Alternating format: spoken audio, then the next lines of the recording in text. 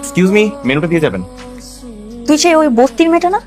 অবশ্য তুই আর কি করবি এই রেস্টুরেন্টে কাজ করে খাওয়া ছাড়া? শ্রাবণী, মানুষের সঙ্গে এরকম ভাবে ব্যবহার করতে হয় না। আর রাইসা, তুমি এখানে কেন? আমি এই জায়গায় নতুন চাকরি নিছি। তাই বলে ওয়েটারের চাকরি? আমরা তো আর বড় লোক না যে ভিআইপি চাকরি করবো, আমরা গরিব মানুষ, চাকরি তো করতে হইব, এর জন্য এই জায়গায় আইছি। যাই হোক, আপনারা কি খাইবেন? দুটো কফি হলে চলবে।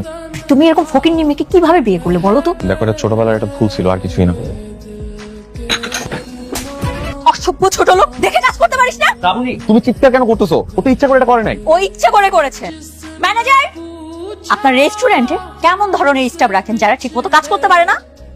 ম্যাডামের শরীরে কফি ফেলেছিল। সরি স্যার, আমি না ইচ্ছা করে করি নাই। কিসের সর? তুমি জানো তো তুমি যা করেছো তাতে আমাদের রেস্টুরেন্টের মান সম্মান আর কিছু রইলো না। এইসব আনারি মানুষজন রেস্টুরেন্টে রাখবেন না, না হলে কিন্তু আমি এই রেস্টুরেন্টের নামে ব্যাড রিভিউ দিব। ম্যাডাম, আমরা এখনই ওকে আমাদের রেস্টুরেন্ট থেকে বের করে দিচ্ছি। তারপর প্লিজ আপনি কোনো রকম নেগেটিভ রিভিউ দিবেন না। এখনো চুপচাপ দাঁড়িয়ে আছো, এক্ষুনি আমাদের রেস্টুরেন্ট থেকে বেরিয়ে যাও। যাও। Sorry sir. কোনো কথা হবে না, তোমাকে বের হতে বলেছি, যাও। মন খারাপ করে বসে আছিস কেন? কি হয়েছে বাবা? আজকে আমার জন্য রাইসার চাকরিটা চলে গেল মা। মানে কি?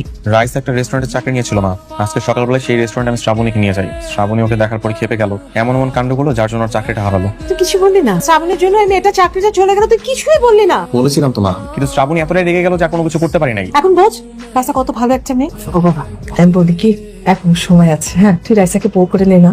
তুই যদি রাজি থাকিস, আমার বিশ্বাস তোর বাবা কিচ্ছু করতে পারবে না। প্লিজ বাবা, আর একটা বার চিন্তা করে দেখ না বাবা। মা, তুমি একটু কথাটা বোঝার চেষ্টা করো। রাইসাকে যদি মানিয়ে নেওয়ার মতো হতো তাহলে এতগুলো দিন আমি অপেক্ষা করতাম না, অনেক আগেই মেনে নিতাম। সম্ভব না মা।